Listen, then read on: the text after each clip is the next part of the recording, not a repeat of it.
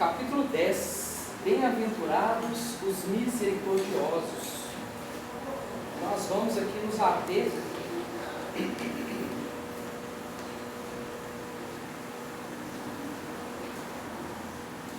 ao primeiro item, a primeira parte é reconciliação com os adversários. E aí nós vamos fazer esse estudo e aí na segunda parte nós vamos entender do porquê que eu escolhi esse tema hoje no Evangelho e eu quebrei o protocolo e não abri de forma aleatória. Tá?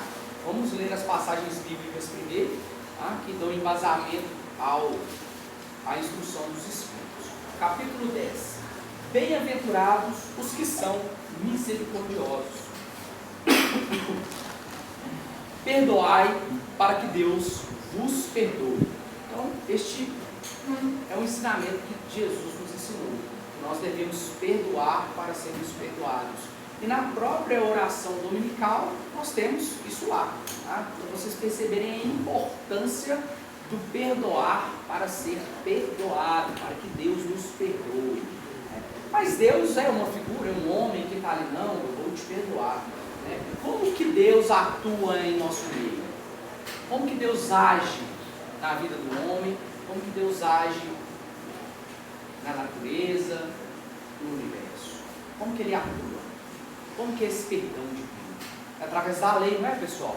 Tudo no universo é regido por Deus através de suas leis inexoráveis, imutáveis e eternas. Não é assim? Então, através da lei, Deus, Ele rege também as nossas relações. Rege o princípio de alteridade. O que é o princípio de alteridade? O meu eu só existe a partir do eu do outro. A partir do eu do outro, eu tenho entendimento do meu eu. Tá bom? Então, a individualidade, ela depende muito da existência do outro. Por que eu sou assim? Porque eu tenho essas características, porque eu consigo me comparar com os demais. Tá certo? Então, perdoai para que Deus os perdoe. E aqui nós temos em Mateus 3 passagens. Mateus foi um dos, acho que se eu não me engano, foi o único apóstolo, né, que escreveu algumas coisas da vida de Jesus enquanto ele estava vivo. Né? Ele foi um dos, acho que ele foi o único, se eu não me engano, que o pessoal possa estar enganado nessa informação, mas ele foi um dos poucos que escreveram sobre a vida do Cristo e as passagens do Cristo enquanto ele ainda estava vivo, enquanto Cristo ainda estava aqui andando pela terra. Os demais apóstolos escreveram depois que Jesus já tinha aparecido para os 500 da Galileia e eles começaram a escrever. Tá? E aqui Mateus, no item, na primeira passagem, capítulo 5, versículo 7, ele diz assim: bem-aventurados os que são misericordiosos, porque obterão misericórdia. Então, para que eu receba a misericórdia, eu também tenho que ser misericordioso. Esse é o princípio básico da lei divina, né? Onde para que eu possa edificar, eu preciso de trabalhar. Para que eu consiga receber a compaixão, eu também tenho que ter compaixão. E assim por diante, tá, pessoal? Se perdoardes aos homens as faltas que cometeram contra vós, também vosso Pai Celestial vos perdoará os pecados. Mas, se não perdoardes aos homens, quando vos tenham ofendido, vosso Pai Celestial também não vos perdoará os pecados. Essa daqui está em Mateus, capítulo 6, versículos 14 e 15. Tá? Essa aqui fica mais clara ainda, tem mais relação com a oração. Né? Pai, perdoa para quê? Entendeu? Então, aqui nessa passagem fica mais clara a ligação da oração dominical com essa passagem. Se contra vós pecou vosso irmão, ide fazer ele sentir a falta em particular, a sós com ele. Se vos atender, tereis ganho com vosso irmão. Então, aproximando-se dele, disse-lhe Pedro: Senhor, quantas vezes perdoarei a meu irmão quando houver pecado contra mim? Até 7 vezes. O número 7 para os judeus ele tinha uma importância. Tá? Os judeus eram um povo muito místico, eles acreditavam em diversos rituais, em diversas simbologias, numerologias. Isso estava incutido na cultura judia desde quando eles estavam lá no Egito. Tá? E aqui ele diz: respondeu-lhe Jesus: não vos digo que perdoais até 7 vezes, mas até 70 vezes 7. O 70 vezes 7 aqui, pessoal, não é para a gente multiplicar e saber quantas vezes a gente tem que perdoar, não, tá? Isso aqui é um simbolismo de Jesus mostrando que nós devemos perdoar de forma ilimitada. Tá? Então, quando Jesus diz para Pedro que ele deve perdoar até 70 vezes 7, ele está nos mostrando que o nosso perdão para com o próximo deve ser ilimitado, ele não deve ter limites. Bom, então, ninguém vai multiplicar e vai falar assim: olha, eu tenho que perdoar X vezes. Não, de forma nenhuma. Tá? O perdão aqui, ele ocorre de forma ilimitada, segundo Jesus. Tá? E aqui os Espíritos começam no item 4, né? Porque foram 3 itens aqui de passagem, e aí vem os Espíritos com a explicação. A misericórdia é o complemento da brandura, porquanto aquele que não for misericordioso não poderá ser brando e pacífico. Ela consiste no esquecimento e no perdão das ofensas. O ódio e o rancor denotam almas sem elevação, nem grandeza. Então, essa primeira parte aqui fica bem claro, né? Que a brandura, ela é um complemento da misericórdia.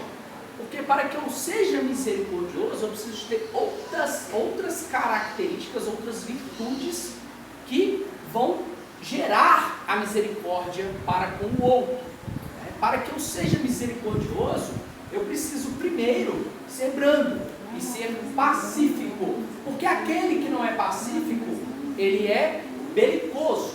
Então, o contrário aí de pacífico seria belicoso. O que é uma pessoa belicosa, pessoal?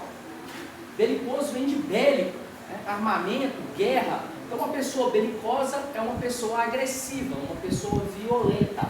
Onde que uma pessoa agressiva, violenta e belicosa vai ser misericordiosa?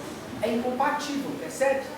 Não há compatibilidade entre essas características. Então, quando ele diz que a brandura é um complemento da misericórdia, na realidade, a brandura ela faz parte do arcabouço, vamos por assim dizer, do conceito de misericórdia. Faz parte. Então, eu tenho que ser brando, pacífico, para que eu possa ser misericordioso. É uma condição para que eu desenvolva essa virtude em mim. Então, as grandes virtudes que nós sabemos de cor e salteado, elas são compostas de pequenas virtudes, pessoal. Por quê? Porque na natureza nada dá salto, tudo é lento e gradual. Então eu preciso primeiro de adquirir pequenas características, pequenas virtudes, para que essas pequenas virtudes um dia se transformem numa grande virtude. E a misericórdia é uma grande virtude. Então, até que nós possamos aprender a sermos misericordiosos, antes nós vamos ter que exercitar o nosso pacifismo, a nossa brandura, deixar de lado o orgulho, porque aquele que é orgulhoso é incapaz de perdoar, ou seja, é incapaz de ser misericordioso.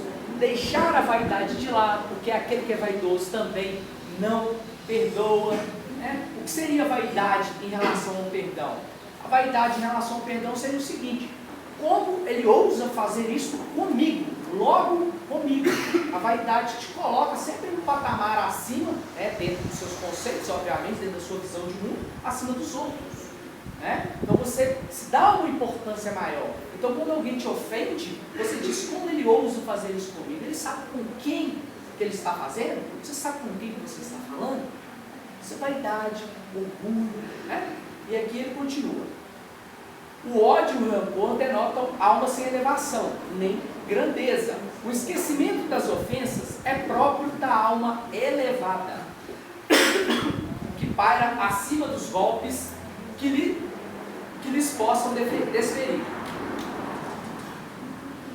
Uma é sempre ansiosa, de sombria suscetibilidade e cheia de fel. A outra é calma, toda mansidão e caridade. Então, para que eu seja misericordioso também, eu preciso, além de ter todas essas características que eu falei, eu preciso ser manso também E preciso também de ser caridoso. Enquanto que o oposto do misericordioso, ele está sempre ansioso, ou seja, ele está sempre esperando algo e ele é carregado de uma sombria suscetibilidade. O que são suscetibilidades, pessoal? Suscetibilidades nós podemos considerar neste contexto aqui como se fossem fraquezas da nossa alma, mais relacionadas aí com o orgulho e com a vaidade. Então as nossas suscetibilidades, ou seja, por exemplo, vou dar um exemplo para vocês. Uma pessoa que perdeu um parente e recentemente ela está muito fragilizada com aquele fato, ela não conseguiu superar. Então, se eu, Luan, toco naquele assunto, eu deixo ela para baixo, porque ainda ela não superou. Então, quando eu faço isso, eu estou desrespeitando uma suscetibilidade daquela pessoa. Neste caso, é uma suscetibilidade momentânea, que vai durar um tempo mais ou menos longo de acordo com o luto da pessoa. Agora, existem suscetibilidades que fazem parte da criatura. Normalmente, pessoas que possuem muitas suscetibilidades são pessoas mais melindrosas. Quando você vai direcionar uma crítica, quando você toca em determinado assunto, quando você fala sobre determinado tema, essa pessoa se ressente, ela se magoa. Então a mágoa, ela tem muita relação também com tudo isso que a gente está estudando aqui. Com todas as virtudes, pessoal, todas as virtudes que Jesus nos ensina, que os evangelhos nos trazem, eles têm uma relação bem íntima entre si, são complementares. Então, à medida que você vai desenvolvendo as suas virtudes, você as desenvolve em conjunto. Não existe uma pessoa que vou desenvolver determinada virtude, não é assim que funciona. O desenvolvimento das virtudes, ele ocorre de forma contínua e de forma geral, tá bom? E de forma bem lenta, tá, pessoal? E gradual, não é numa existência que você vai adquirir todas as virtudes. Daí a justiça da reencarnação, que nos permite, em outras existências físicas, aprendermos o que não aprendemos nesta. Bom? E aqui ele continua. Ai daquele que diz, nunca perdoarei. Esse, se não for condenado pelos homens, sê-lo-á por Deus. Com que direito reclamaria ele o perdão de suas próprias faltas, se não perdoa as dos outros? Jesus nos ensina que a misericórdia não deve ter limites, quando diz que cada um perdoe ao seu irmão, não 7 vezes, mas 70 vezes 7. Neste capítulo aqui, pessoal, tem uma passagem daquele homem, daquele cobrador, que era implacável em sua cobrança para com os seus devedores, mas ele mesmo era um devedor. E quando ele vai para esse credor dele, que é maior que ele, e roga o perdão da dívida, e esse credor está ali representando Deus, ele diz, olha, você acabou de tratar o seu devedor de forma desumana, e agora você vem a mim requerer o perdão da sua dívida, sendo que você não perdoa a dívida do outro? Obviamente aqui Jesus se utilizou de uma figura de linguagem com os elementos daquele tempo, que ainda existem nos dias de hoje. Então eu sou implacável com aquele que me deve, mas eu próprio rogo misericórdia àquele a quem eu devo. Então isso tem relação direta com essa passagem do perdão, mostrando que como eu vou pedir perdão a Deus das minhas faltas se eu sou incapaz de perdoar o meu próximo? É uma hipocrisia sem tamanho. E a gente recorre a essa hipocrisia muitas vezes, principalmente quando a gente faz a oração dominical de forma maquinal, sem observar o espírito da letra. Por isso que a oração ela tem que ser sentida, ela tem que ser vivida quando nós estamos orando. A repetição automática, ela não nos eleva. Nosso pensamento passa do teto. Nós precisamos realmente sentir a oração, vivê-la de fato, para que ela tenha alcance, tá, pessoal? E quando a gente faz a oração do Pai Nosso, nós também devemos nos comportar dessa forma. Obviamente você não vai parar ali naquele momento e refletir sobre cada passagem, não, mas você deve sentir de forma como se fosse uma síntese, a sua vida ali naquele momento. Será que eu estou me comportando dessa forma? Ou será que eu estou apenas orando da boca para fora? Nós temos que orar mais com oração. Colocar sentimento em nossas orações. Bom? Há, porém, duas maneiras bem diferentes de perdoar. Uma grande, nobre, verdadeiramente generosa, sem pensamento oculto, que evita com delicadeza ferir o amor próprio e a suscetibilidade do adversário, ainda quando este último nenhuma justificativa possa ter. A segunda é a que o ofendido, ou aquele que tal se julga, impõe ao outro condições humilhantes e lhe faz sentir o peso de um perdão que irrita em vez de acalmar. Se estende amor ao ofensor, não faz com benevolência, mas com ostentação, a fim de poder dizer a toda a gente: vede como sou generoso. Nessas circunstâncias, é impossível uma reconciliação sincera de parte a parte. Não há aí generosidade, há apenas uma forma de satisfazer ao orgulho. Em toda contenda, aquele que se mostra mais conciliador, que demonstra mais desinteresse, caridade, verdadeira grandeza da alma, granjeará sempre a simpatia das pessoas imparciais. Tá? Então, existem duas formas de perdoar: a genuína e a falsa. A genuína é quando eu perdoo de todo o meu coração, verdadeiramente. Não é aquele perdão que a gente fala assim: não, eu te perdoo, mas eu quero ser longe de mim. Eu te perdoo, mas eu não quero te ver nunca mais. O perdão verdadeiro, pessoal, ele parte do princípio, de forma bem sintética aqui para a gente entender, ele parte do princípio de que quando eu olho para o outro, eu digo assim: eu não tenho nada que te perdoar, está tudo certo. Se você chegar neste entendimento mental, quer dizer que você perdoou ele em todos os níveis, emocionais, materiais, seja o que for relacionado àquela suposta ofensa. Parte do princípio que o outro não te ofendeu, não, você não me ofendeu, não, você tem todo o direito de errar, não, tudo certo, você não tem nem que me pedir perdão. E hoje nós vamos aprender isso lá no livro Nosso Lar, né?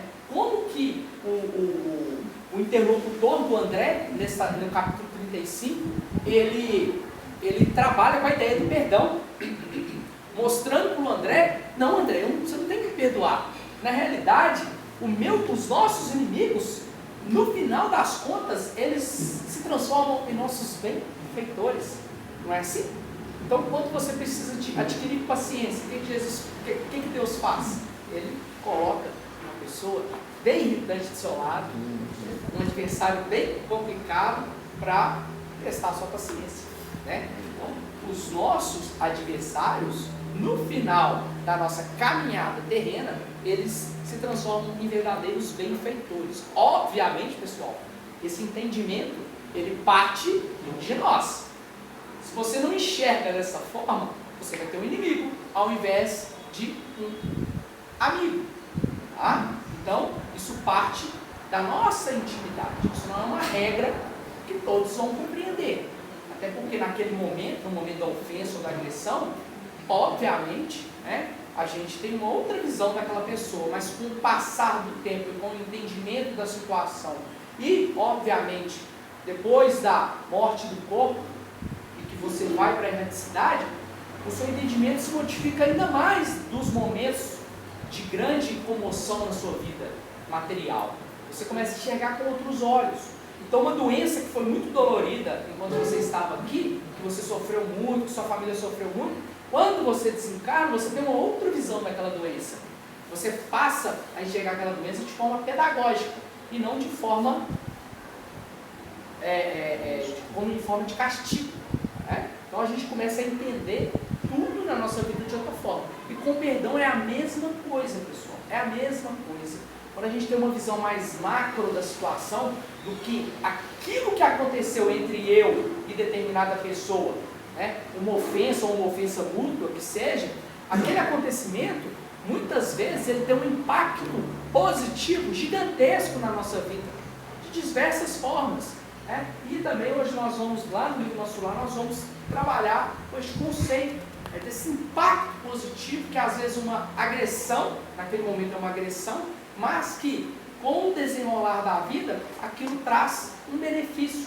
É por isso que às vezes a gente diz assim, Deus escreve certo por linhas tortas, não é assim que a gente diz? Quer dizer o quê? Às vezes acontece uma coisa ruim, mas na realidade ela não é ruim, é porque o nosso olhar é incapaz de perceber, né, o benefício que aquele fato nos acarreta, que aquele fato nos traz. Nós não temos a capacidade, nós não temos às vezes a visão macro, ou seja, a visão espírita daqueles acontecimentos. Então, nós temos que sempre, nos momentos de crise da nossa existência, sejam eles relacionados não só ao perdão, que é o nosso tema hoje, aqui no Evangelho, mas também aos demais, que a gente tenha esse olhar de dúvida. Olha, isso talvez pode não ter sido tão ruim, poderia ter sido pior. Né? Tem até um conto chinês que traduz isso. Eu não me recordo ao certinho o conto, mas eu vou tentar trazer para vocês um conceito, tá? Deste conto, para vocês compreenderem. Um fazendeiro, né? A história começa assim, um fazendeiro, ele tinha alguns cavalos, né? Ali na sua fazenda. E aí, em determinado dia, esses cavalos fugiram. E aí, veio os amigos do fazendeiro e falaram com ele, nossa, mas que tragédia, hein? Aí ele diz assim, talvez, passa-se um tempo, ele encontra esses cavalos, porém esses cavalos, como eles foram, né, para a natureza ali, eles encontraram outros cavalos, eles voltaram com outros cavalos. Então, se ele tinha 4 cavalos ali, voltaram 8 cavalos para a fazenda dele. Aí, os amigos dele viram para ele e dizem assim, nossa, que bom, né? Aí ele diz, talvez. Será que é bom? O primeiro acontecimento não era bom e se transformou em algo bom. Esse que era bom, será que? Né? E aí continua essa história. E aí esses 8 cavalos que ali estavam, precisavam de mais cuidados. E aí o seu filho, que o senhor já era mais velho, o seu filho tomava conta desses cavalos. E como o trabalho era muito acervo, ele acabou quebrando a perna. E aí vieram os amigos do fazendeiro de novo e disseram, nossa, mas que tragédia, hein? E ele disse, talvez, passa-se um tempo mais, e aí vem o exército, bate lá na casa desse senhor, olha, nosso país vai entrar em guerra e a gente precisa de recrutar soldados. Queria saber quem aqui nesta casa está habilitado. E aí os soldados se depararam com um senhor de idade, que já não tinha mais condições, e com um filho que era jovem, porém estava com a perna quebrada. E aí esses soldados se retiraram. Não tinha como recrutar nenhum dos dois. Então, o fato do filho dele ter quebrado a perna não era uma coisa tão ruim naquele momento. Foi lá atrás, mas naquele momento não era mais uma coisa ruim. E é isso. E aí a história se desenrola ao redor disso. Qual que é a lição que essa história nos traz? Que os acontecimentos da nossa vida que nós lançamos os olhares, esse acontecimento foi bom, esse acontecimento foi ruim, nem sempre condiz com a realidade, principalmente a realidade espírita, a realidade espiritual. A gente não sabe se aquele fato ele é bom de fato, ou será que ele não vai se transformar numa coisa boa. Então quando a gente diz assim, nossa, ganhei na Mega Sena, nossa, uma coisa maravilhosa, né, gente? Será? Quantas histórias de tragédia nós temos aí com ganhadores da Mega Sena? Será que naquele momento que ele ganhou e ele disse, nossa, o dia mais feliz da minha vida, nossa, o acontecimento mais feliz da minha existência, será que na hora que teve um termo ali, a tragédia em si, será que o pensamento dele era o mesmo? Será que se ele pudesse voltar no tempo ele desistiria do prêmio? Percebe como que a vida, ela muitas vezes, ela, entre aspas, ela joga com a gente e a gente não percebe? Por isso que eu sempre digo, o homem planeja, Deus ri. O que isso quer dizer? Que muitas vezes nós colocamos os nossos interesses materiais acima dos nossos interesses espirituais. Sempre nós fazemos isso. E aí é onde a gente cai do cavalo. É onde a gente tropeça em nossa missão aqui na Terra. Com os nossos deveres aqui na Terra. Tá? Então nós temos que ter sempre esse olhar, pessoal, de dúvida. Será que isso é bom? Será que não é? O que eu posso tirar de bom disso? Qual é o proveito que eu posso tirar dessa situação? Seja ela boa ou ruim. Tá? Então nós temos sempre que lançar esse olhar. E esse proveito, pessoal, não é material, tá? Ele é um proveito espiritual. Lembra lá do capítulo que nós estudamos no livro Nosso Lar, que fala dos contrabandistas do mundo espiritual? Quem são os contrabandistas do mundo espiritual, pessoal? Quem lembra? Fala para mim. Quem lembra aí, gente? É possível que vocês não lembram, gente?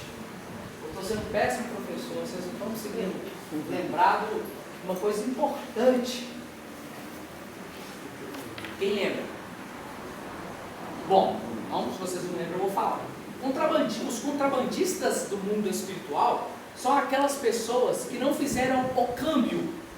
O que é um câmbio aqui na Terra? Eu vou para outro país, eu pego a minha moeda e faço um câmbio. Eu troco a minha moeda para a moeda do país que eu vou. Então, se eu vou para os Estados Unidos, eu pego o real e compro dólar. Quando eu faço isso, eu estou fazendo um câmbio, correto? E quando nós desencarnamos? Aqui na Terra a gente usa o dólar, a gente usa o real, a gente usa o iene, a gente usa várias moedas. Lá no plano espiritual só tem uma moeda que a gente pode utilizar, que é a moeda do mundo espiritual. E essa moeda é constituída basicamente de conquistas morais. Tá? Então, a moeda do plano espiritual ela é exclusivamente moral. Então, qual que é o câmbio que nós devemos fazer quando nós estamos encarnados? Pegar a moeda material, que está em abundância no nosso mundo. Qual que é a moeda material em abundância no nosso mundo? Na nossa vida mesmo. Então todos nós, sejam os ricos ou sejam os pobres de moeda mesmo, né, do Estado, nós somos extremamente ricos em moedas materiais. Então o tempo inteiro a gente pode trocar a moeda material por moeda espiritual. Como que eu faço isso, pessoal? De que mais? Pode falar, gente. Não sintam-se envergonhados. Falem. O que mais? Fraternidade, solidariedade, misericórdia, indulgência. Nós estamos estudando hoje misericórdia. Perdão, que é o que nós estamos estudando também dentro do conceito de ser misericordioso. Então, quando nós exercitamos as nossas virtudes, automaticamente nós estamos convertendo moeda material em moeda espiritual. Quem veio na palestra do Emerson aqui? Quem veio? Levanta a mão. Maravilhosa, né, gente? Foi numa quinta-feira. É um expositor, assim, de um conhecimento absurdo. É um cara maravilhoso. Quem teve a oportunidade de ver, se ele voltar, nós vamos divulgar, viu, pessoal? A casa está aí reformulando essas questões de comunicação para que todo mundo esteja ciente dessas reuniões que às vezes a gente não fica sabendo, tá? Então o Emerson veio aqui numa quinta-feira e ele brincou, ele jogou com a gente falando assim, olha, eu estou aqui não é por amor, eu estou aqui porque eu quero ganhar umas horas lá no plano espiritual, eu quero ganhar uma moeda lá no plano espiritual. Então ele mostrando para a gente que tudo que a gente faz de bom aqui tem um reflexo do lado de lá. Assim quando o Mateus disse que tudo que a gente liga no céu a gente liga na terra, e tudo que a gente liga na terra a gente liga no céu, mostrando esse intercâmbio que nós temos constantemente com o plano espiritual. Então nós não podemos chegar no plano espiritual no cheque especial. E quem chega no plano espiritual no cheque especial? Aquele que junta só moeda material e esquece de fazer esse câmbio. Morre-se rico na terra, chega-se miserável no céu. É o que nós chamamos de miseráveis do espírito. Uma riqueza gigantesca aqui na terra, mas não mandou nenhum tijolinho do céu para construir nada lá em cima. Foi extremamente egoísta, ambicioso, orgulhoso, vaidoso, contrário de todas as virtudes que nós devemos exercitar ao longo da nossa vida, tá bom? E o perdão, ele é uma moeda muito forte lá no plano espiritual. Quando a gente perdoa o nosso próximo, nós estamos acumulando uma fortuna muito grande do lado de lá, tá? E nós estamos muitas vezes granjeando um amigo e subtraindo ali um adversário que poderia nos atrasar muito na nossa caminhada. Bom, então a importância do perdão na nossa existência é muito grande. E Jesus ele dedica isso praticamente em todo o seu evangelho. O próprio ato de ame a Deus sobre todas as coisas e ao próximo como a si mesmo, o perdão está embutido ali dentro. O perdão está embutido dentro dessas duas máximas. Por isso que a gente fala, se fosse observado essas duas máximas, 99% dos problemas do mundo estavam resolvidos. 99% dos problemas do mundo estavam resolvidos. O problema é que nós não observamos isso. O ser humano não tem a capacidade de observar essas duas máximas, de colocar em prática na sua vida. se colocasse que o mundo era um local perfeito, quase perfeito. Né? Vamos continuar com a nossa leitura aqui, que é a parte que eu queria chegar, que é a parte que vai casar de fato com o livro do Nosso Lar, capítulo 35. Reconciliação com os adversários. Reconciliai-vos o mais depressa possível com o vosso adversário, enquanto estáis com ele a caminho, para que ele não vos entregue ao juiz, o juiz não vos entregue ao ministro da justiça, e não sejais metido na prisão. Digo-vos, em verdade, que daí não saireis. Da onde? Da prisão. Enquanto não houverdes pago o último centimo. Percebe a fala de Jesus, como ela é perfeitamente reencarnacionista, pessoal? Vocês conseguem perceber dentro dessa passagem como ela é perfeitamente reencarnacionista? Existem passagens mais explícitas no Evangelho de Jesus sobre a reencarnação. Existem. O diálogo com Nicodemos é um deles. Né? A passagem de João Batista, quando ele fala sobre João Batista, também é uma delas. Tinha outras também, mas que foram aí deturpadas ao longo dos séculos. Mas essa daqui também, pessoal, entre linhas, fica bem claro o princípio da reencarnação. Porque prestem atenção. Reconciliai-vos o mais depressa possível com o vosso adversário. Até aqui está tudo certo, ele só mostra o sentido de urgência no perdão para com o meu ofensor. Tudo certo até aqui, nada demais, nenhuma observação a se fazer. Mas quando ele diz assim, enquanto estáis com ele a caminho. Peraí, então, o que é estar com ele a caminho? Quer dizer que eu estou indo para determinada direção e essa pessoa está do meu lado. Ou seja, se ele fala enquanto, ou seja, naquela condição de estar caminhando, quer dizer que fora daquela condição existe uma condição que nós vamos estar separados ou percorrendo caminhos diferentes. Aí ele continua. Para que ele não vos entregue ao juiz, o juiz não vos entregue ao ministro da justiça e não sejais metido na prisão. Quem é esse juiz aqui da passagem, pessoal? Quem vocês acham que é esse juiz aqui da passagem? Deus. Podem falar, pessoal. Quem vocês acham que é esse juiz aqui da passagem? Quem? Cristo? Não, não é o Cristo. Quem vocês acham que é esse juiz? Quem? A consciência. Perfeito. Porque quando a caminho, uma hora a gente está na carne e outra hora fora da carne. Perfeito. E fora da carne é pior, que é Perfeito. o obsessor. Perfeito. Então estás a caminho enquanto estamos aqui, encarnados, caminhando juntos, lado a lado. Perfeito. É isso aí. Eu digo que não é fácil. É o que se pede. É o que a gente tem que fazer. Né? Mas não é fácil para ninguém. Perfeito. Tá? Perfeito. Enquanto estás a caminho do seu próximo, então uma hora é o marido, outra hora é a esposa, outra hora é o filho, porque senão ele entrega ao juiz. Quando ele estiver lá na eletricidade, a consciência e o véu se abre, e aí eu vou saber, não, eu fiz isso. Aí eu vou pedir a oportunidade para voltar, e aí são as reencarnações. Exatamente, você fez um raciocínio perfeito aí, foi até o ponto final aí na cor da passagem, viu, pessoal?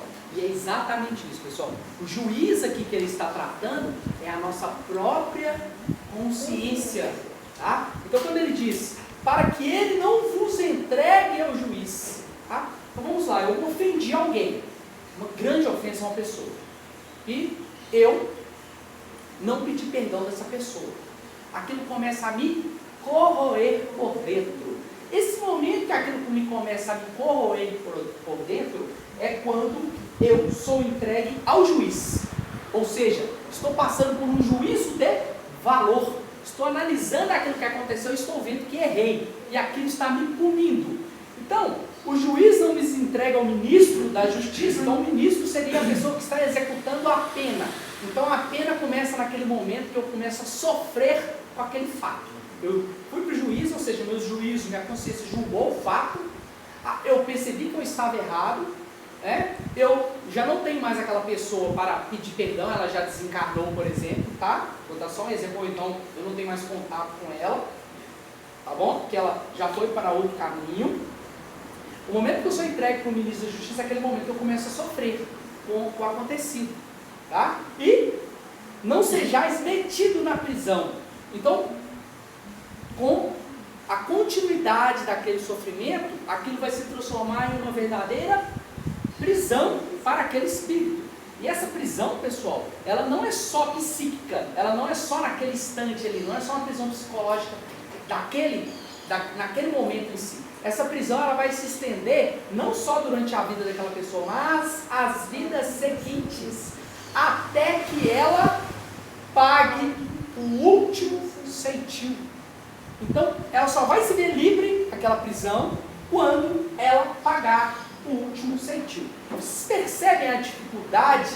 Depois que essa pessoa não consegue lá mais pedir perdão daquela pessoa, ou passou-se o tempo que aquela pessoa também não quis mais perdoar ela, como que essa relação de ódio e de mágoa, ela se transforma em uma prisão e um emaranhado, muitas vezes, complexo de ser resolvido, porque ele foge da existência atual e se estende para vidas futuras, onde se transforma em um verdadeiro fator complicador o fato de você mesmo se encontrar com essa pessoa em outra existência.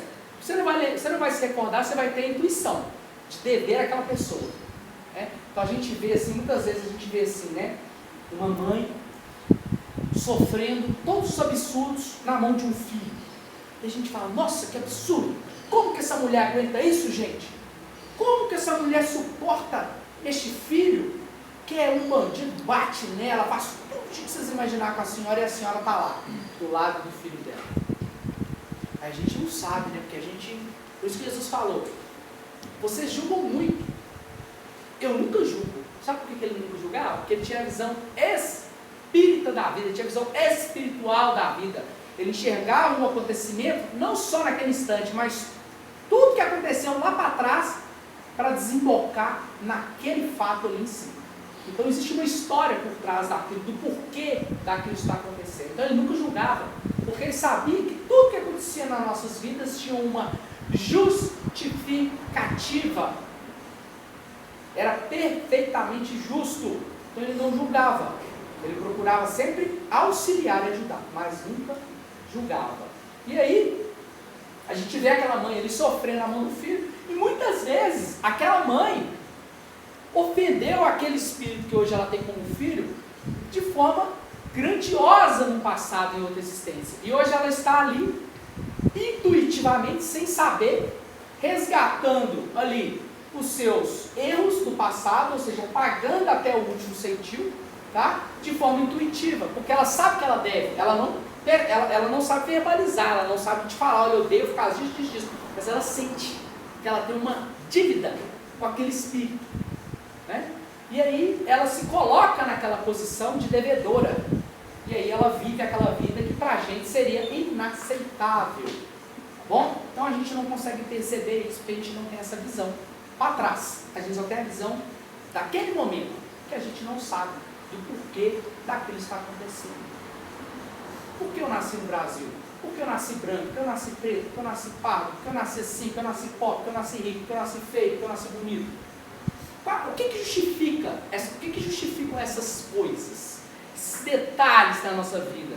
Será que existem justificativas para isso? Obviamente, se você acredita em Deus, há de ter uma justificativa. Há de ter uma justiça que balize esses fatos da nossa existência. Porque se assim não for, Deus não pode existir. Porque para Deus existir, ele tem que ser infinitamente justo e tudo infinitamente das outras virtudes que você possa imaginar. Mas a gente vai ter só a justiça. E para que ele seja infinitamente justo, ele tem que dar a cada um o que cada um merece. E eu só mereço aquilo que eu fiz por merecer. Seja de bom ou não tão bom. Né? Qualquer coisa fora disso chama-se injustiça. Tá? Qualquer coisa fora disso chama-se injustiça. Então, se você admite um Deus e ele é infinitamente justo, tudo que acontece na sua vida há de ter uma explicação. Seja nessa existência, seja em outras. Tá bom? Então, se você não sabe, a justificativa se encontra noutra, obviamente. Se você consegue identificar nessa, já está justificado. E por quê? Então, se eu tenho câncer de pulmão porque eu fumei durante 50 anos, a explicação está nessa vida mesmo, né? Agora, se eu nascer com câncer de pulmão, onde que está a explicação? Eu acabei de nascer, eu não fiz nada por merecer aquilo. Onde que está a justificativa, gente? Na vida passada. Se não houver essa justificativa, Deus não pode existir. E aí você tem que se transformar em ateu. Mas como você acredita em Deus, e Ele é infinitamente justo, se você nasceu com um câncer de pulmão, essa justiça se encontra numa existência passada. Tá bom? Então, percebe dois fatos distintos. Um, você encontra a justificativa nessa vida, e outros em vidas passadas. E sempre vai ser assim, tá, pessoal? Qualquer coisa fora disso, a gente vai em desencontro com a existência do Criador e de suas características, de suas potências infinitas, elevadas aí ao grau máximo, tá? Aqui, pessoal, ele diz assim, vamos aqui porque o tempo conspira contra nós. Então, nós lemos aqui a passagem que está em Mateus, capítulo 5, versículos 25 e 26. Da reconciliação, e o mais depressa possível, nós destrinchamos essa passagem. E agora nós vamos aqui para a explicação dos Espíritos. Na prática do perdão, como, em geral, na do bem, não há somente um efeito moral. Há também um efeito material. A morte, como sabemos, não nos livra dos nossos inimigos.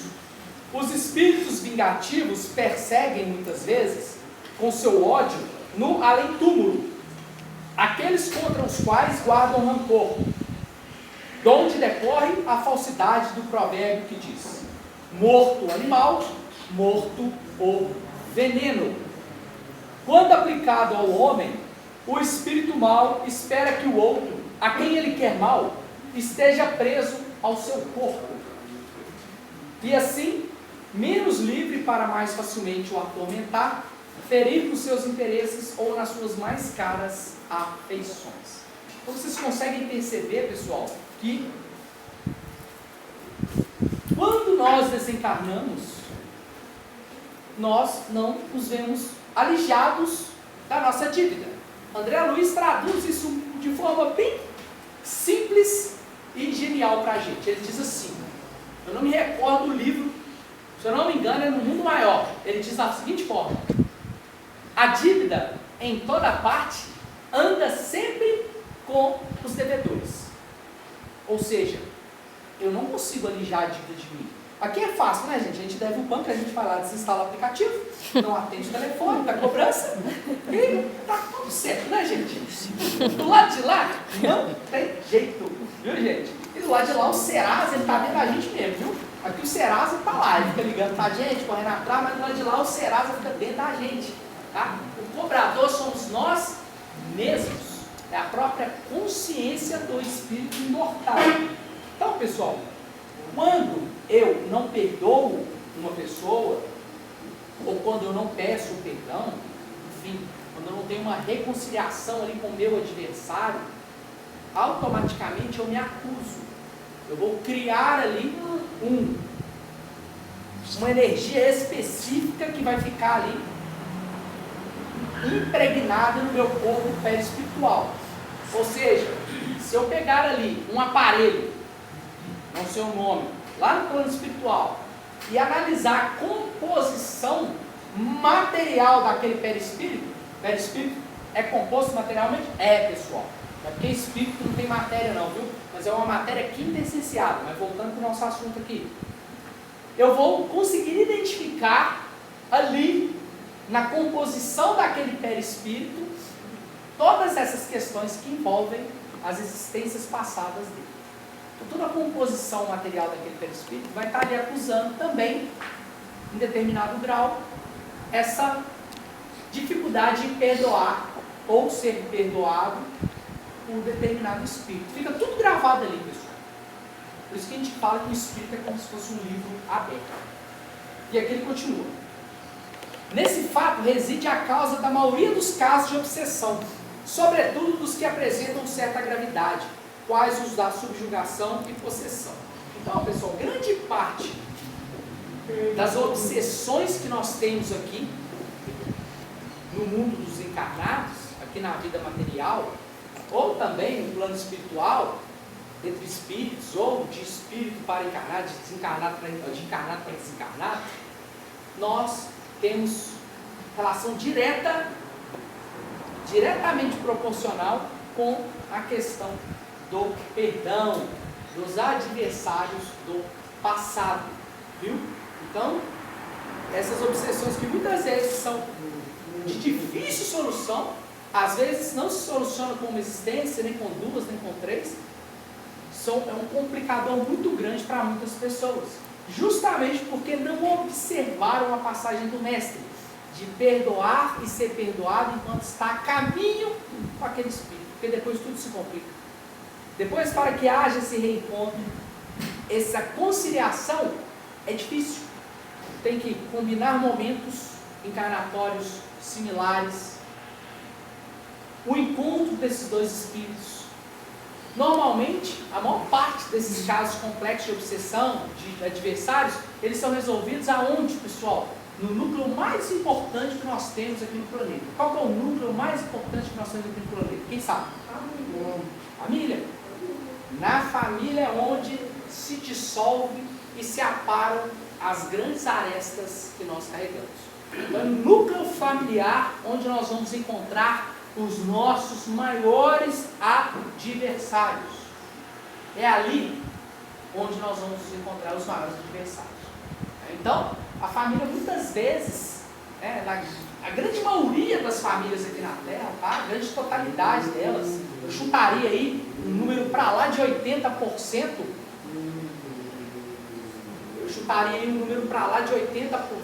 tá? Ele tem relação direta com a questão dos adversários de vidas passadas, tá? Então, pessoal, se vocês têm adversários,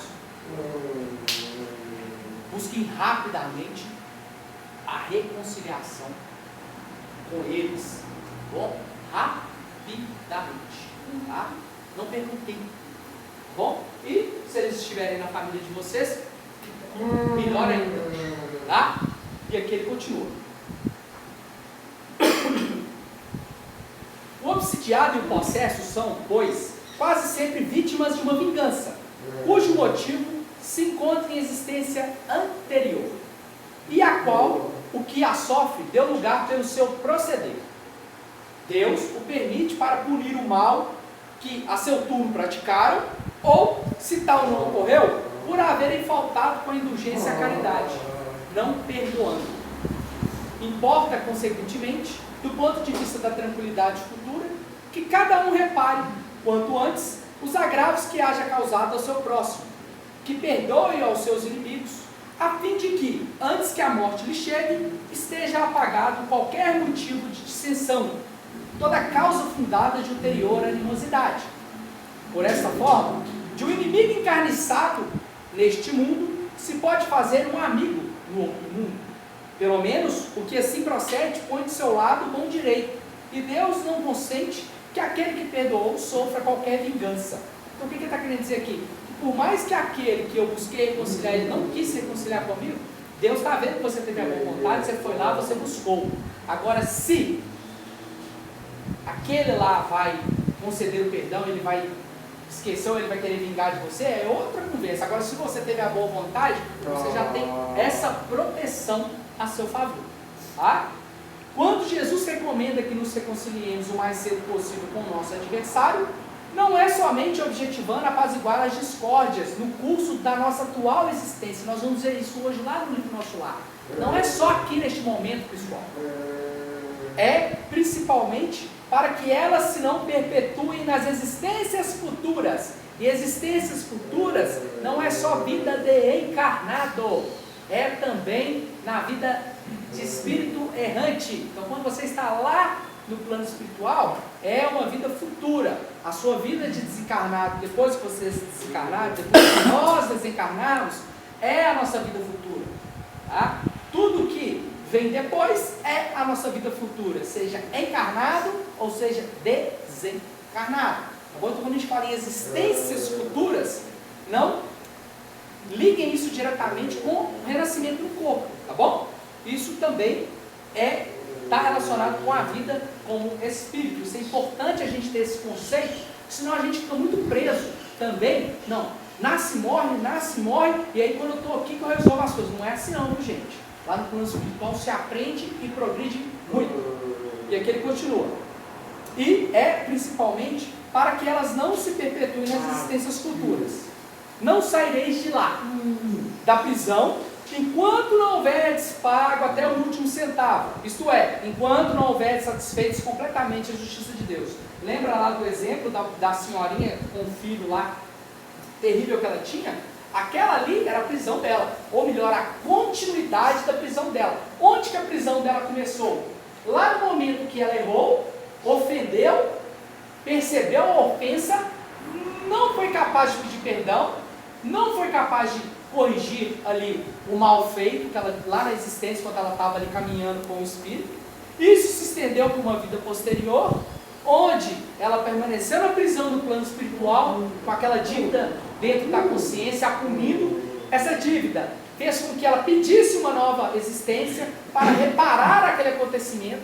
Ela renasceu aqui na Terra, já prisioneira do seu passado, porque a dívida, em toda parte acompanha o devedor, a dívida estava com ela ali o tempo inteiro, sendo ela, desde o momento do erro, por isso que a gente diz, né? A expiação, ela inicia-se no momento do crime.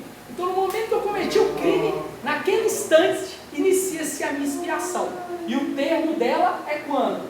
Eu pago até o último centavo. E aí a prisão daquela senhora vai permanecer até que ela esteja quite com a justiça de Deus. E quem determina esse término? Deus. E Deus, obviamente, representado por suas leis. Tá bom? E não se esqueçam daquele conceito que nós estudamos, não sei se é no último sábado ou no anterior, porque no último eu não vim, de que, e foi no próprio Evangelho, de que não compete a nós analisarmos quando deve terminar a expiação do nosso próximo, que nós devemos ajudar no limite das nossas forças. Se eu fui colocado ali, é porque muitas vezes o termo da expiação daquela pessoa chegou ao fim, e Deus está me usando como ferramenta para isso. Então, aquele pensamento de que não, deixa ele sofrer porque ele está expiando, isso não existe no conceito espírita, viu pessoal? Nós devemos ajudar no limite de nossas forças. Isso está lá no livro dos Espíritos, a gente não pode esquecer jamais. Isso é um conceito muito poderoso, a gente tem que carregar ele ao nosso lado para a gente não confundir as coisas, tá? Porque quando a gente está falando de justiça, pessoal, é uma coisa muito engraçada. Porque, olha, então se ser justo, deixa acontecer, é justo. Mas nós temos também que ser misericordiosos, indulgentes, né? Isso tudo vem para equilibrar estes conceitos que nós temos dentro do arcabouço divino da existência, em todo o universo. Então nós temos ali os compensadores, os atenuantes, as virtudes que nos assessoram na nossa caminhada, e nós devemos usar todas essas armas em todo instante, tá? Na nossa caminhada espiritual. Bom, então se você vê uma pessoa sofrendo, necessitada de alguma coisa, seja ela material ou espiritual, e você está apto a ajudar, ajude no limite das suas. Maravilhosa como sempre, né? O Evangelho é todo maravilhoso, e agora nós vamos trazer o Evangelho para dentro do livro do nosso lar, ou melhor, nós vamos retirar o Evangelho que tem dentro do livro do nosso lar. Tá? Nós vamos retirar o Evangelho daqui de dentro, baseado no que a gente estudou ali, vocês vão perceber de forma bem nítida. Então, a aula que nós estamos recebendo aqui neste momento, ela fica bem bacana, né? Teoria e prática. A nossa prática, que obviamente, ela fica restrita à leitura, né? Mas nós vamos ver na prática como que perdoar o nosso inimigo é importante quando a gente caminha com ele. Nós vamos ver isso com o André aqui. O capítulo se chama Encontro Singular, né? Então, a gente já sabe, né, que eu já dei um spoiler, esse encontro é com um adversário dele do passado, né? Ou melhor, no caso aqui vocês vão perceber, o adversário era somente o André Luiz, né? Guardavam-se apetrechos da excursão e recolhiam-se animais de serviço, quando a voz de alguém se fez ouvir carinhosamente ao meu lado. André, você aqui? Muito bem, que agradável surpresa. Voltei-me surpreendido e reconheci no samaritano que assim falava, né? Então o samaritano era aqueles homens, aqueles espíritos que trabalhavam lá no umbral, ou melhor, nas regiões umbralinas. Aqui quando a gente fala no umbral, a gente determina um local. É nas regiões umbralinas, que são vastas e ocupam todo o planeta Terra, desde a crosta até as profundezas, em seus mais variados níveis aí, né? Que Dante Alighieri aí bem descreveu para nós aí esses níveis, e nós temos aí vários livros espíritas que trazem esses níveis, né? E o que acontece nesses níveis aí umbralinos, que eles variam em forma, em tudo que vocês imaginarem, tá bom? Os tipos de vida que habitam esses locais, tá? Os espíritos que eles estão, né? Como eles são separados por faixas vibratórias, enfim. Tá? Então nas regiões umbralinas, né? Esses espíritos lá trabalham, que são chamados os samaritanos.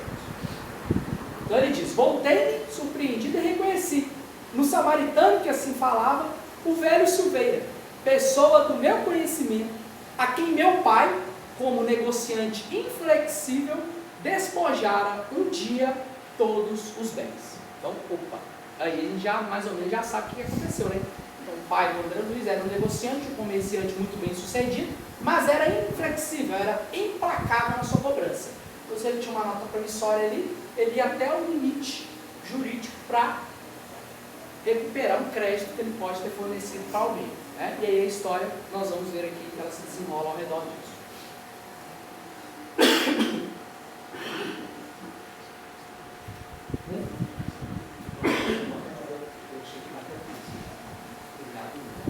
Justo acanhamento dominou-me então.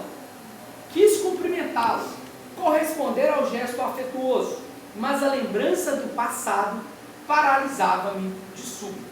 Imagina uma pessoa chega em você, toda ali simpática, carinhosa, te cumprimenta, e você, quando você vai cumprimentar aquela pessoa, você lembra de uma coisa muito triste que você viveu com aquela pessoa, ou que você praticou com aquela pessoa. Imagine o constrangimento que você vai ter naquele instante. Então, vocês percebem como é importante a gente perdoar uma pessoa? Vocês já perceberam que quando a gente pede desculpa para uma pessoa, como a gente fica aliviado? Parece que sai um peso das nossas costas. Já perceberam isso? A melhor coisa que a gente faz é pedir perdão. E quando a gente pede perdão, a gente exercita um dos atributos da humildade, né? A gente começa a desenvolver a humildade. A humildade, assim como a misericórdia, não é uma virtude somente, ela é um conjunto de outras virtudes que nós precisamos de ter para alcançar a humildade, tá bom? Então, a gente está aqui aprendendo a ser humilde na Terra. Ninguém aqui é humilde, ninguém. Se vocês fossem humildes, vocês não estavam encarnados aqui. Se tivesse, estava em missão. Então, se vocês estão aqui, e assim como toda a população da Terra, 99,9% da população, não é humilde, tá, gente? Nós estamos aprendendo a ser humildes. E a humildade, assim como as grandes virtudes, elas são um conjunto de outras pequenas virtudes e que a gente desenvolve ao longo da nossa vida, exercita ao longo da nossa existência, ou melhor, das nossas várias existências físicas, tá bom? Então ninguém aqui é humilde, tá? E uma coisa importante, né, gente? Humildade é uma característica humana. Não digam assim: olha, ele mora numa casa muito humilde. Não existe casa humilde, viu, gente? Tá? Não existe casa humilde, não existe objeto humilde, tá? Porque humildade é uma característica humana, ou melhor, uma característica dos grandes espíritos, tá bom? Então não falem que uma casa é humilde, tá? Só uma observação, tá? Porque é uma característica humana. Bom, então o André Luiz encontrou com o Silveira e se viu completamente constrangido, porque ele lembrou dos fatos passados que não estavam resolvidos, ou melhor, ele não tinha resolvido quando estava caminhando com o seu irmão. Então ele ficou acanhado e quis cumprimentá-lo, corresponder ao gesto afetuoso. Mas a lembrança do passado paralisava-me de súbito. Não podia fingir naquele ambiente novo, onde a sinceridade transparecia de todos os semblantes. Foi o próprio Silveira que, compreendendo a situação, veio ao meu socorro acrescentando: francamente, ignorava que você tivesse deixado o corpo. estava longe de pensar que eu encontraria em nosso lar. Então Silveira, vendo ali o constrangimento, mudou ali de assunto, né? E para tentar sair ali daquela situação. Identificando-lhe a amabilidade espontânea, abracei-o, comovido, murmurando palavras de reconhecimento. Quis ensaiar algumas explicações relativamente ao passado, mas não consegui. Então é mais uma dificuldade que a gente enfrenta quando a gente demora a pedir perdão ou a perdoar. Quanto mais o tempo se passa, mais duro fica o cimento, mais difícil é de quebrar aquela casca. Tá bom? Então, quanto mais rápido a gente resolve aquela situação, melhor, mais fácil é. Menos energia a gente gasta. Quanto mais tempo se passa, mais rígida fica essa casca. E mais difícil é vencê-la. Mais energia se necessita para vencê-la. É igual o cimento mesmo. Né? Quanto mais tempo se passa, mais rígido o cimento fica. Os engenheiros dizem que o cimento demora 800 anos para se curar completamente. 800 anos. Pensa, então nenhum cimento que a gente tem aqui no Brasil está curado até hoje, né? Porque o Brasil só tem 500 anos, antes era toca de índio, não tinha cimento. Então, vocês percebem como que a gente pode fazer essa analogia, né? Com o cimento aí, e o perdão é essa casca que se cria ao redor das duas pessoas, como que ela vai se transformando cada dia mais em rocha e ficando mais difícil de transpor. No fundo, eu desejava pedir desculpas pelo procedimento do meu pai, levando-o ao extremo de uma falência desastrosa. Naquele instante, eu revia mentalmente o clichê do pretérito.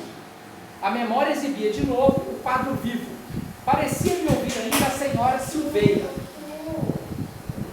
quando foi à nossa casa suplicante esclarecer a situação. O marido estava acamado, havia muito, agravando-se-lhes a penúria com a enfermidade de 2 filhinhos. As necessidades não eram reduzidas e os tratamentos exigiam soma considerável. A pobrezinha chorava, levando o lenço aos olhos. Pedia mora, ou seja, o que é pedir mora? Pedia tempo, né, para o pai do André Luiz. Me dá mais tempo para me te pagar, pelo amor de Deus. Meu marido está doente, né, o Silveira, que está aqui com o André Luiz. Está sem condição de pagar o senhor neste momento. Por favor, nos dê mais uma oportunidade. Né? Então, a gente pode imaginar a cena. Pedia mora e implorava concessões justas. Humilhava-se, dirigindo olhares doridos à minha mãe, como a rogar entendimento e socorro no coração de outra mulher. Recordei que minha mãe intercedeu, generosa, e pediu a meu pai que esquecesse os documentos assinados, abstendo-se de qualquer ação judicial. Então a mãe do André Luiz, que a gente já conhece de outro capítulo aqui, inclusive ela habita uma esfera muito mais elevada que o próprio André Luiz, a coluna do nosso lar, tá? E aqui, no termo, quando ela era encarnada, vocês percebem como a mãe do André Luiz já era um espírito elevado, mesmo com a casca do corpo de carne, como que o espírito dela era atuante. Então ela pediu ali que o pai do André Luiz, o marido dela, perdoasse, deixasse de lado, que a mulher estava precisando e tal.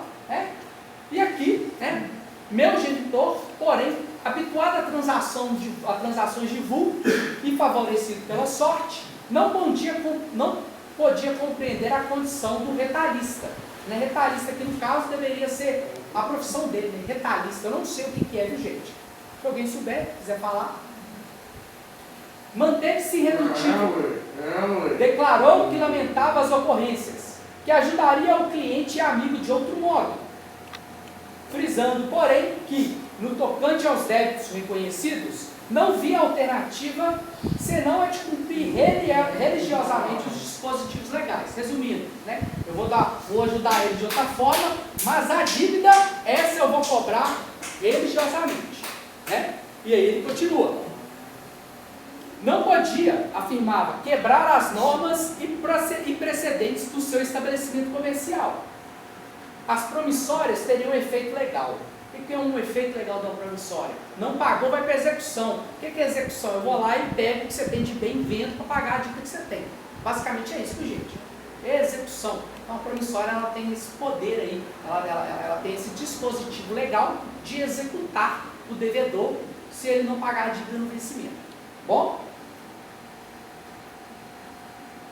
E consolava a esposa aflita, comentando a situação de outros clientes que, a seu ver, se encontravam em piores condições que o Silveira. Então, o pai do André Luiz estava ali, falando para a pobre coitada, né, de outros clientes que estavam em pior condição, mas queria cobrar, mostrando para ela para não ficar sofrendo, porque tem gente pior que ela.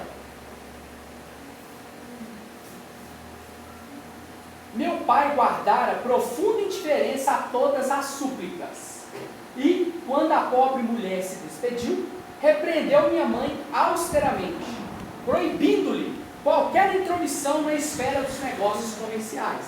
Então, lembrando aqui, pessoal, que aqui era uma sociedade completamente patriarcal. Isso aqui era lá pelos idos de 1920, eu calculo aí, tá? Então, era uma sociedade extremamente preconceituosa com a mulher.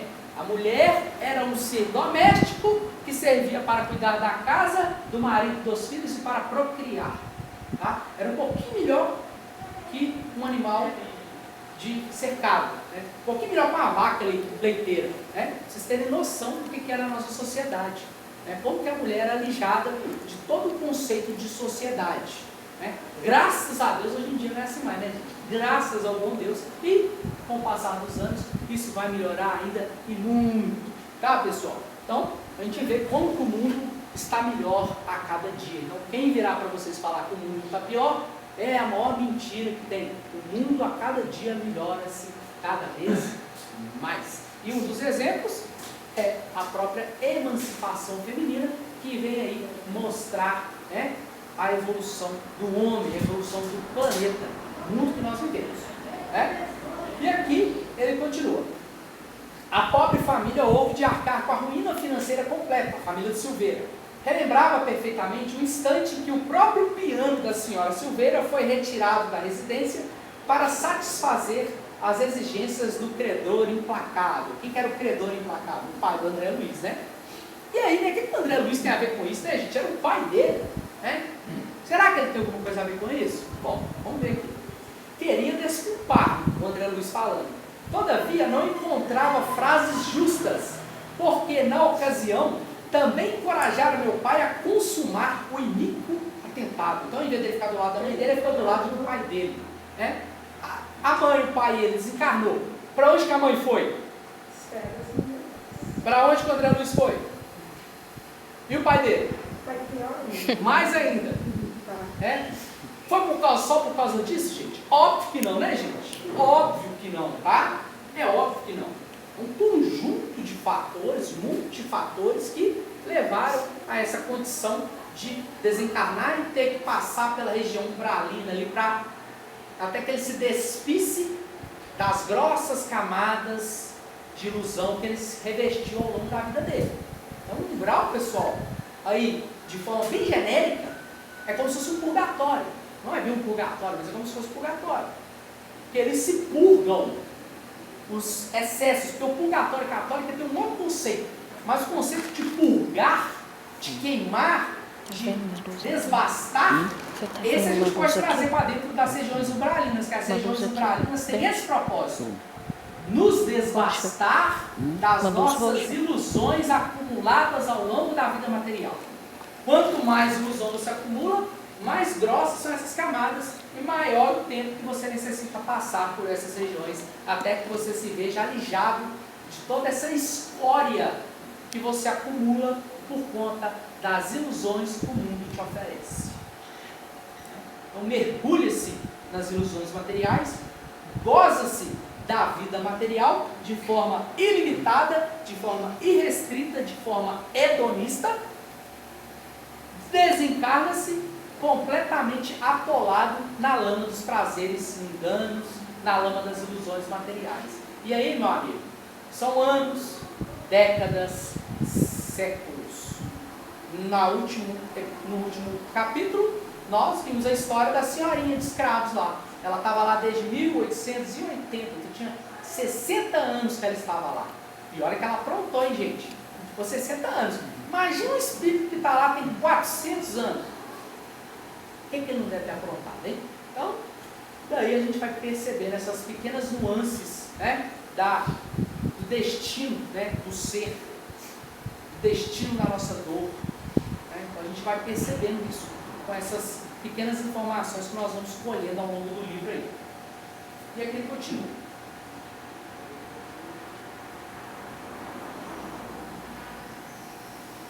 Então ele viu até o piano da pobre coitada saindo da casa dela para pagar o pai dele, né? E ele queria desculpar, mas não encontrava frases justas, porque na ocasião também encorajou o pai dele a consumar, né, o acontecido. Considerava minha mãe excessivamente sentimentalista e induziram a prosseguir na ação até o fim. Isso o André Luiz falando, ele considerou a mãe muito piegas, muito sentimentalista, e mandou o pai dele, não, cobra mesmo. Muito jovem ainda, a vaidade apossara-se de mim. Não queria saber se outros sofriam. Não conseguia enxergar as necessidades alheias. Via apenas os direitos de minha casa e nada mais. Nada de novo, né, gente? Até hoje é assim. A gente age dessa forma. Né? Tudo para mim, o que sobrar para os meus e nada para os outros. O que é isso, gente? Egoísmo. Então o conceito de egoísmo é isso, gente. Tudo para mim, o que sobrar para os meus e nada para os outros. Então vocês, o que é egoísmo? Não sei falar o que é egoísmo, é difícil. Está traduzido, viu, gente? Só vocês lembrarem. Eu aprendi isso, estou passando para vocês. Tudo para mim, o que sobrar para os meus e nada para os outros. Então André Luiz era extremamente egoísta. Percebem que a vaidade, ela traz consigo outros defeitos? O orgulho arrasta consigo outros defeitos? Então, os defeitos, assim como as virtudes, eles não andam sozinhos.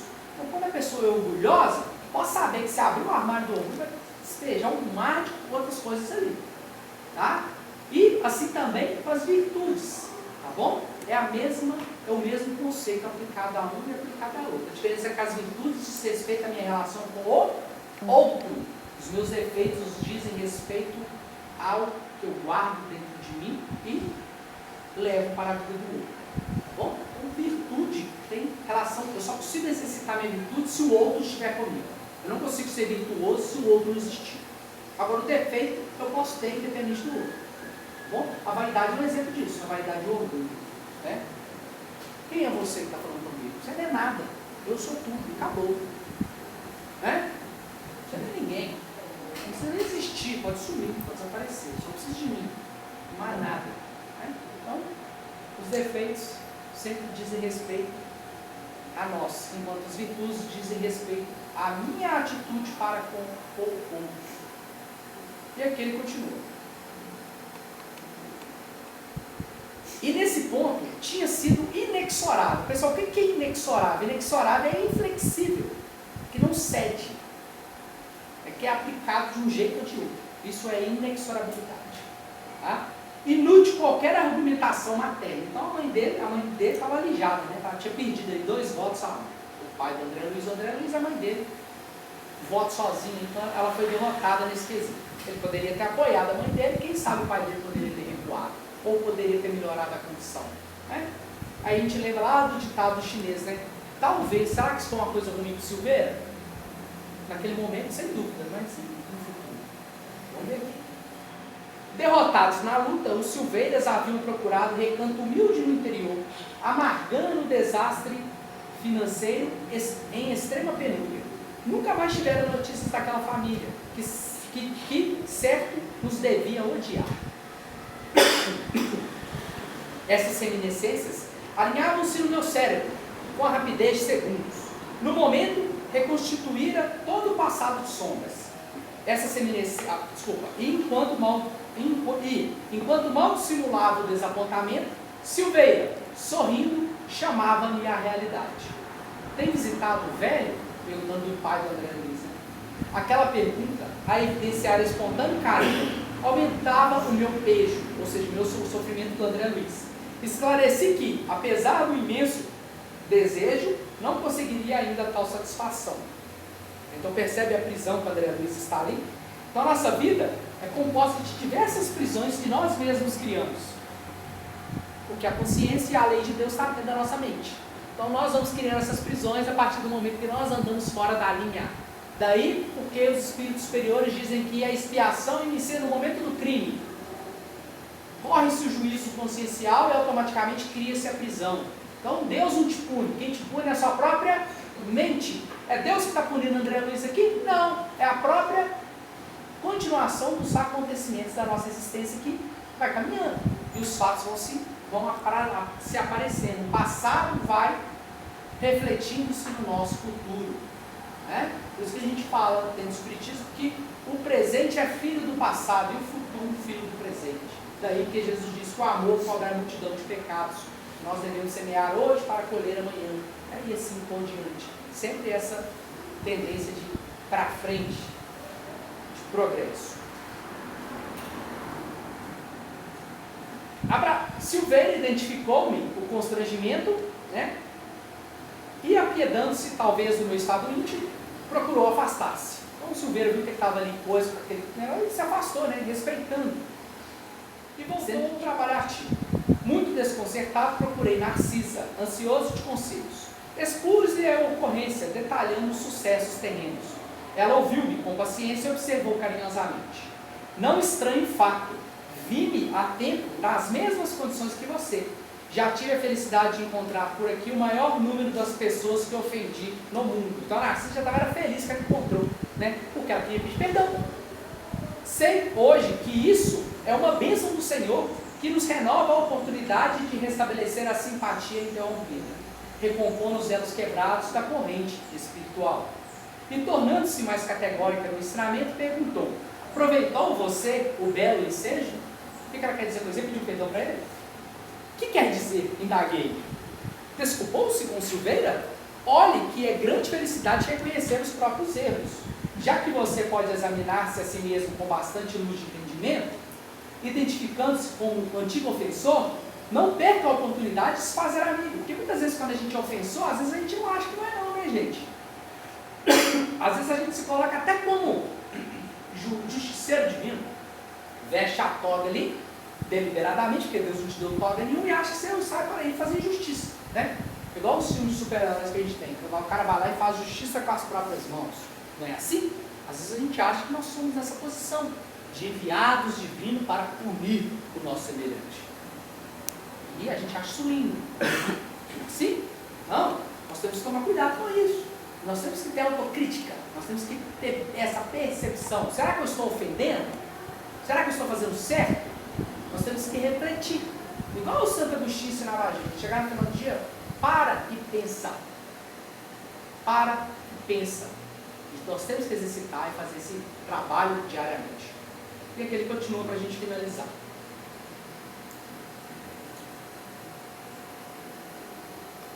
Vá, meu caro, e abrace-o de outra maneira. Aproveite o momento, porque o Silveira é ocupadíssimo e talvez não se ofereça tão cedo outra oportunidade.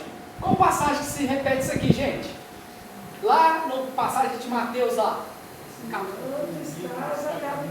Caminho com ele, gente.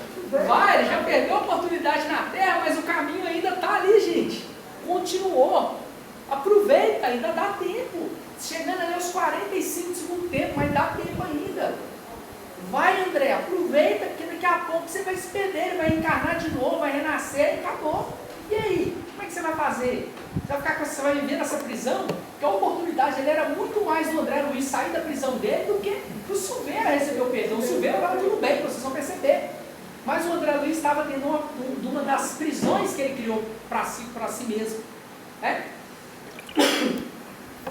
Notando a indecisão, Narcisa acrescentou: não tema insucessos. Toda vez que oferecemos raciocínio sentimental bem, Jesus nos concede quando se faça necessário ao êxito. Lá no finalzinho do Evangelho, faça a sua parte, porque se o outro não quiser, você está com o seu escudo ali, você está com a sua nota promissória ali, ó, eu pedi, eu tentei, ele não quis.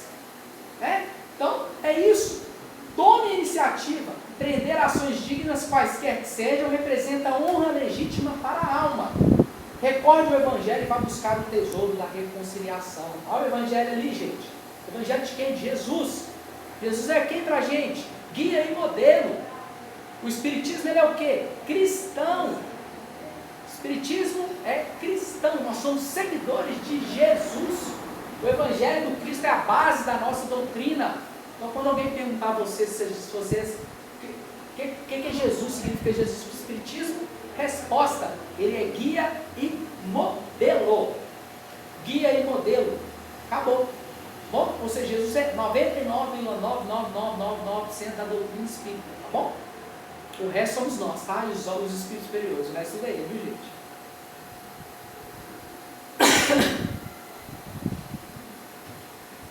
Não mais vacilei. Corri ao encontro de Silvério e falei abertamente, rogando que perdoasse o meu pai e a mim as ofensas e os erros cometidos. Então, olha, gente, que a ofensa do André Luiz não era nem bem uma ofensa assim, não, né, gente? E vamos parar para pensar, não estou passando pano para ele, não, estou só analisando aqui dentro do que a gente tem aqui de conceito jurídico aqui na Terra. Pô, se a pessoa me deve o nome dela. Isso acontece todos os dias. O banco faz isso com a gente faz isso com o vizinho, a gente faz isso com a outra, a gente faz isso, né? A forma como a gente faz ali é outros 500, mas a gente faz. Então, querendo ou não, o André Luiz estava até, de certa forma, de um atenuante que era a própria lei humana, né? A lei divina se adapta à lei humana, né? Então, hoje se pune muito mais uma pessoa que escraviza do que uma pessoa que escravizava na época da escravidão. Porque hoje é proibida a escravidão, não é permitido. Se você faz isso, você está infringindo duas leis, a lei de Deus e a lei dos homens. Antigamente você só infringia a lei de Deus. Então você tinha um álibi, você tinha ali um atenuante. Hoje você tem um agravante se você escravizar alguém, não é? Então, a lei divina se adapta ao contexto que nós vivemos. Isso é muito importante quando a gente analisa a ação e reação na nossa vida. Tem que levar em consideração isso também, viu? Mas esse assunto está outro, meu.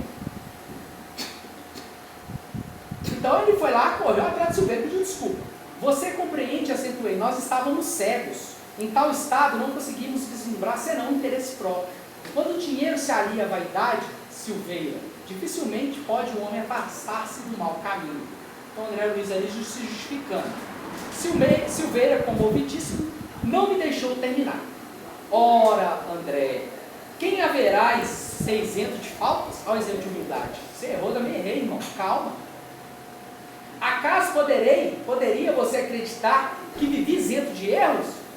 Papai, perdoe as minhas faltas, assim como eu devo perdoar o meu ofensor, ou aqueles que me ofenderam, gente. A passagem aqui, ó, a prática aqui, ó. Aí o Silveira colocando em prática a oração dominical. Devemos-lhes, meus filhos e eu, abençoadas lições de esforço pessoal. Olha aqui o perdão de Silveira, gente. Ele já não estava nem, ele não estava querendo que o André Luiz pedisse perdão para ele. Ele já estava agradecendo o André Luiz. Olha para você ver, a gente está numa faixa ali ainda de se eu peço ou não perdão. E quando eu peço assim, sai de perto de mim. O Silveira que não, ele já está agradecendo e falando com o André Luiz, ele tem que perdoar o André Luiz. Olha a grandeza desse espírito, gente. Olha o que é perdoar. A gente está longe disso, a gente está longe de enxergar um benfeitor no lugar do inimigo. Então ele diz, né, que devemos-lhes, eu devo a você, André Luiz, meus filhos e eu, abençoadas lições de esforço pessoal, porque eles ficaram pobres e tiveram que ralar, e nisso eles adquiriram inúmeras virtudes. Sem aquela atitude enérgica que nos subtraiu as possibilidades materiais, que seria de nós no tocante ao progresso do espírito? Renovamos aqui todos os velhos conceitos da vida humana. Nossos adversários não são propriamente inimigos, e sim benfeitores. Não se entregue a lembranças tristes. Trabalhemos com o Senhor, reconhecendo o infinito da vida, ou seja, a continuidade da vida. Lembra lá do conto chinês que eu falei para vocês? Por que o fazendeiro falava talvez? Ele estava respeitando, reconhecendo o infinito da vida, a continuidade. Hoje é bom, amanhã pode não ser mais. Hoje é ruim, amanhã pode ser bom. Nós não sabemos, percebem? E aí, finalizando, ele diz: fixando, emocionados os meus olhos úmidos, afagou-me paternalmente e rematou: não perca tempo com isso. Breve, quero ter a satisfação de visitar o seu pai junto de você. Abracei-o, então, em silêncio, experimentando a alegria nova em minha alma, ao peso que foi embora dele, a prisão que ele acabou de se libertar. Uma delas, né, gente?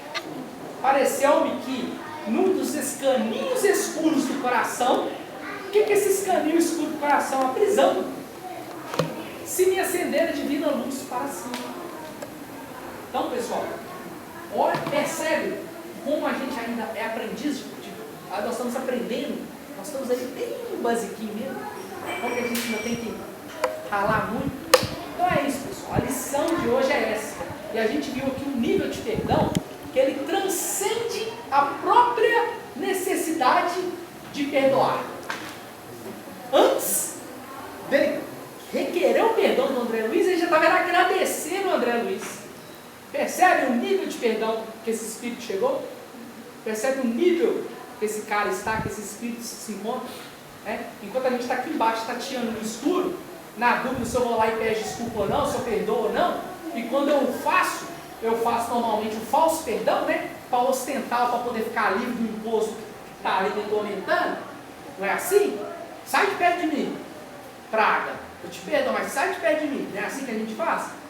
Enquanto que aqui, o cara já estava agradecendo, gente. Era benfeitor. Estava falando com o André Luiz, era um benfeitor da vida dele.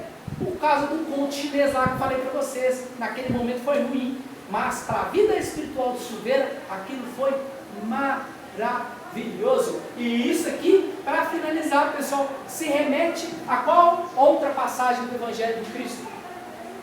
Se a sua mão for motivo de escândalo, corte-a, lance-a. Se seus olhos forem motivo de escândalo, arranque-os. O que ele está mostrando aqui, pessoal? Que vale mais você entrar aqui na terra aleijado de alguma coisa, ou perder alguma coisa, do que você ser motivo de escândalo. Então imagine que o Silveira não tivesse perdido ali a fortuna, tivesse ficado mais rico no futuro, os filhos tivessem desandado, tivesse dado tudo errado, aquela tragédia. O Silveira estava ali hoje, samaritano, estava lá no Brau uma hora dessa. Percebe como que esse acontecimento aqui, teoricamente, não foi bom, se transformou em uma coisa boa? Percebe que às vezes ir na Mega Sena jogar não é tão bom? Percebe que às vezes uma coisa boa hoje, amanhã pode não ser, e vice-versa? Você consegue compreender isso? Então, pessoal, lição hoje foi dada, a lição hoje foi excelente, nós aprendemos várias coisas, perdão, infinidade da vida, infinito da nossa existência, a continuidade, as relações que nós temos de encarnados e desencarnados, na erraticidade, enfim, está tudo aí. Vão para casa aí, tiver a oportunidade, estuda isso, debruça-se sobre o tema, aprenda mais, porque aqui a gente falou só uma pinceladinha, busquem aí o estudo, a leitura. Sem isso aí, pessoal, ó, eu realmente digo para vocês, não tem como ser espírita não, viu, gente? Para ser espírita tem que ler, se não ler, não adianta. E ler não é ler romance não, viu, gente? É os livros da codificação. Desculpa aí os 10 minutinhos que a gente fala.